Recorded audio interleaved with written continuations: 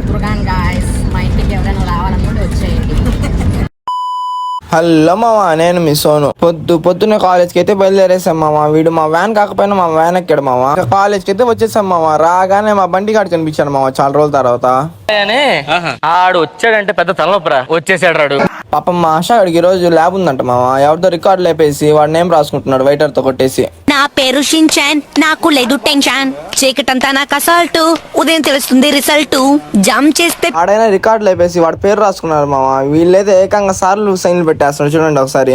ఇంకా అందరైతే ల్యాబ్లకు వెళ్ళిపోయారు మామ. వాళ్ళు వచ్చేదాకా ఒక స్లీప్ వేసే మంచిగా 10 నిమిషాలు అట్ట పనుకున్నాను లేదు, వీళ్ళు వచ్చి లేపేశారు మామ ఎగ్జామ్ అయిపోయిందని. దీనికి ఉన్న విశ్వాసం ఉందరా నా కొడక, నీకు రే పురుగుల పట్టి చేస్తావురా నా కొడక. ఇంకా ఎగ్జామ్ అయిపోయిందని ఇంటికైతే బయలుదేరేసాం మామ. హాయ్ గాయస్, నేను గాయస్ మీ బాపట్ల దుర్గాన్ గాయస్, మా ఇంటికి ఎవరైనా రావాలనుకుంటే వచ్చేయండి. ఎండ అయితే వాయించేస్తుంది మామ. పాప మా వాజిద్ గారు చూడండి ఎట్లా నడుస్తున్నాడు.